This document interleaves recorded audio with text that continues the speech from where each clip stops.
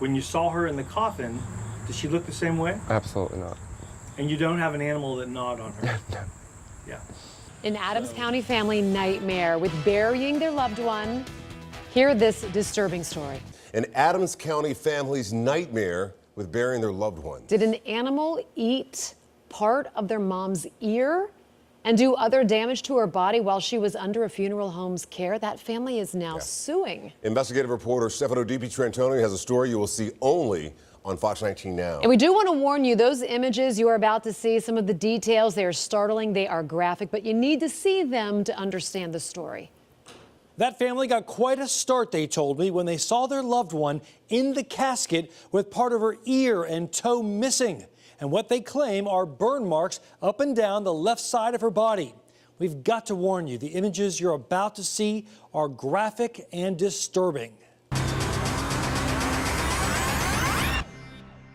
Donna Pence was given 2 weeks to live in July. It was a shocker for all of us. Her lung cancer had spread quickly, so she came to live with her son, Tommy Clark Harp, and his husband, Michael, and their daughter, Jordan, at their home. She came home on a Monday and passed away that following Sunday. They contracted with the Lafferty Funeral Home in West Union for approximately $4,400, which would cover the embalming, the funeral, and graveside service. We find out later that he had actually sent my mom out to Mount Orb, Ohio, to a place to have her embalmed there. According to the police report, it was the McGee Funeral Home, a third party, subcontracted to embalm Pence's body. She left our house on the 15th and returned to Lafferty's funeral home on July 26th. In these screen-captured text messages between the family and funeral home owner, John Lafferty, he says that is good, replying to Donna's sisters. For the sisters to get her prepared, dressed, makeup and all. But no one was prepared, they told me, for what Donna looked like. My aunt called me hysterical. She was crying so hard. John Lafferty, the owner, meets me at the door. He says, your aunt's a little distraught. Did you all have a dog or a cat at home that might have nibbled at your mother's toe, ear, something like that? I said, oh Lord, no.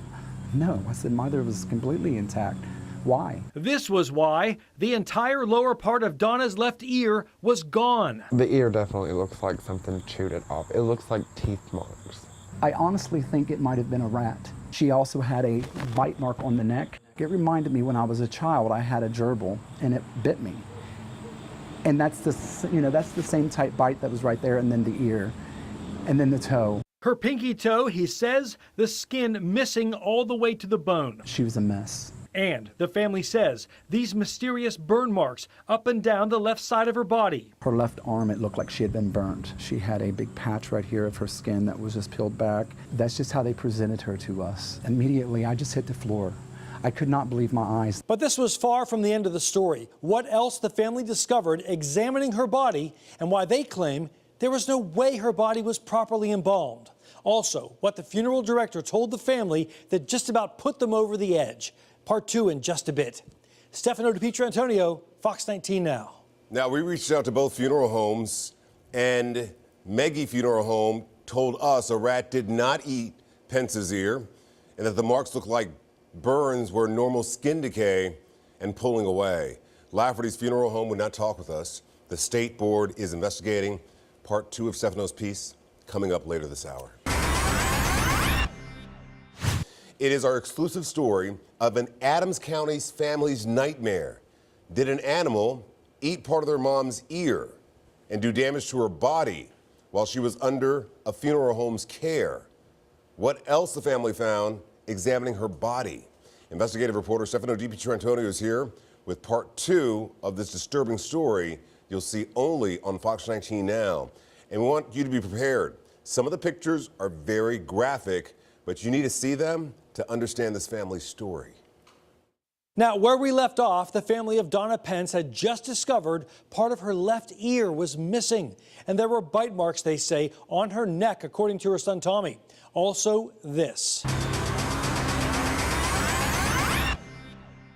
and then they had an actual trash bag, like an industrial trash bag, placed on her chest. And there was a plug still inserted in her stomach. Donna Pence's body was also in what amounts to a plastic pair of coveralls to stop her seeping body from leaking into the casket. She was sweating. I mean, she was just seeping. Tommy believes his mother was not properly embalmed. And you said you saw some blood also. Oh yes, there was a blood spot in the coffin, which I don't understand. If a person's embalmed, why would there be blood? And the family says rigor mortis had not even set in after nearly 2 weeks. Mom was so flexible, and this might sound a bit morbid, but she was so flexible that I was able to lean down and take my mother's arm and easily just kind of put it on my head, and I said a prayer with her. You question, did they embalm her?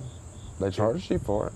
According to the police report, Krissa Shelley, the woman who did the embalming, told them she would tug periodically on Donna's ear to make sure the embalming fluid was getting all the way in. But given her weakened state from chemotherapy, just pull the lobe right off, a theory Tommy refuses to believe. Because you just don't want to believe that a rat, a rodent, or some lady tugged on your mother's ear and toe too hard and pulled it off. Then Tommy says Lafferty pulled him aside and said this. I'm very sorry, and I'm going to knock the balance off. There's no balance due from you. I would like to offer you a tombstone of your choice, 50% off. Even offered, they told me, to take them to dinner so they could talk it all out. It almost made it seem like it was admitting guilt, like he was apologizing for what they did. I stayed polite, but I was screaming inside. I was appalled. I couldn't believe it. I want justice for my mother. Now, Tommy tells me right after they filed the report with the sheriff, Lafferty's did do a beautiful job of fixing his mother before the viewing. And for that, he says he's grateful. But John Lafferty now refuses to return the family's calls, they tell me, and we've tried multiple times to reach him without any success on his cell and at his business. Now, I did speak with Tom McGee. His funeral home did the embalming. For about an hour, I talked to him. So I asked him, did a rat eat Donna Pence's ear while her body was at your place? He said no. But later in our conversation, when I asked him the same question again, he casually remarked, like any business, they have traps out for vermin and such, just in case. The State Board of Embalmers and funeral directors are also looking into this now. The family's attorney, Mike Allen, tells me what happened to the family is absolutely awful, he says, and they are pursuing legal action. Stefano DiPietrantonio, Fox 19 Now. And as Stefano mentioned, Maggie Funeral Home disputed the rat accusations while they didn't go on camera. They also told us they did embalm her on day one and that the marks look like burns were the result of natural skin decay. Lafferty Funeral Home did not comment. No word on where the police investigation stands right now, but the State Funeral Board is investigating.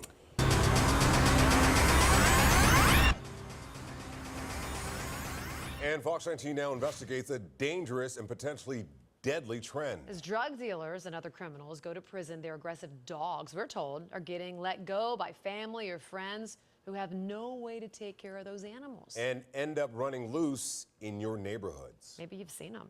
Investigative reporter Stefano DiPietrantonio live at the Cincinnati SPCA. What's the latest on this, Steph?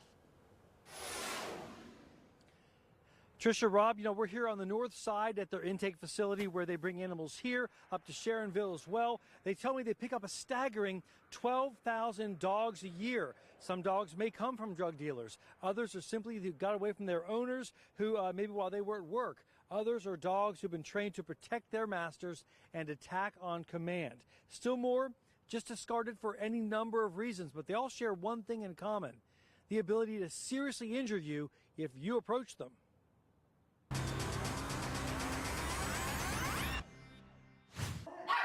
Looking around the SPCA's adoption facility in Sharonville, the breeds you see here, they tell me, reflect what's in our communities. Pit Bull would be one. We got the German Shepherds, Cane Corsos.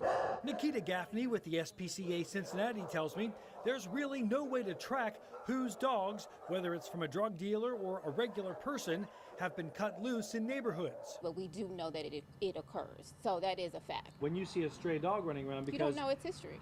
many of the dogs picked up are not registered, and nearly every one in this holding area right now are pit bulls. Look at their tags: stray, surrendered, seized, and they're all up for adoption. SPCA Cincinnati picks up some 12,000 strays a year. Of those, they tell me, 7,000 get adopted, which leaves a gap of some 5,000 animals, some of which may never be adoptable, like this one highlighted, not safe to be around kids. It's just unfortunate there are irresponsible people in our community who handle animals in an aggressive way intentionally and then let them loose into the community. It's just something that shouldn't happen. Running loose in the city because of all the drug epidemic and the dealers getting caught, going to jail, and they don't want to put their dogs in any kind of pound or really give them to anybody else that might even want them, so they're just releasing them onto the street to live for themselves. In just the last 6 months, Gaffney tells me 3 Cane Corsos, or Italian Mastiffs, have come through the SPCA shelter. The same kind of large, aggressive breed which attacked Bill Kohler with no provocation more than a week ago when a man who claims he's not even the dog's owner was walking it on Cincinnati's west side. Cane Corsos were bred by the Roman Empire to kill human beings. Okay, so if that kind of animal is off a leash, you'd have to assume that it might be there to kill a human being. The Romans used Cane Corsos as front runners in warfare. They're an expensive investment. We found Cane Corso pups for sale in Cincinnati, $1,000 up to $1,200 per pup. I can't believe I'm alive. Just last summer, Brian Fish was leaving work and 3 pit bulls jumped him outside his office. The dogs were not on a leash and got away from their owner, who was just playing with them on a grassy area nearby, leaving Fish bloodied and with dozens of stitches. A judge ordered the animals to be put down. The SPCA tells me they work to rehabilitate and adopt out as many of the seized animals as possible. How challenging is that for you to handle a dog that might not be socialized? Thankfully, our officers are trained to properly handle those aggressive animals. We receive them, and yes, there is a level of fear. It's a stigma, unfortunately, for that breed. SPCA believes it can be rehabilitated and adopted back out. What do you think of that? Impossible. It got angrier when it tasted my blood. It got my blood on its teeth and in its mouth, and then its face got like, now I want to destroy. On the street, though, stigmas over certain breeds can carry weight. They want to create that image of fear. But Gaffney says you have to look past that once the animals come into their care. Every single animal out there has the potential to be loving. So you're going to try to take 500 years of DNA out of a dog because you're going to play it nice with it in the corner. I don't think so. Euthanization is always the last resort. Now, SPCA Cincinnati is a no-kill shelter, and Chief Dog Warden Brandon Corcoran tells me there are plenty of responsible owners who do come back and pick their dogs up. Now, District 3 police are still looking for that Cane Corso that bit Bill Kohler. Captain Paul Broxterman tells me the man seen walking that dog, Melvin Austin, is not cooperating, won't tell them where the dog is. He's been fined $5,000. Kohler's offering a reward for anyone who can tell police where that dog is. By the way, he has had 17 rabies shots since he got bitten. He gets one more round of those shots tomorrow. Live here at the North Side, Stefano DiPietro Antonio, Fox 19 Now.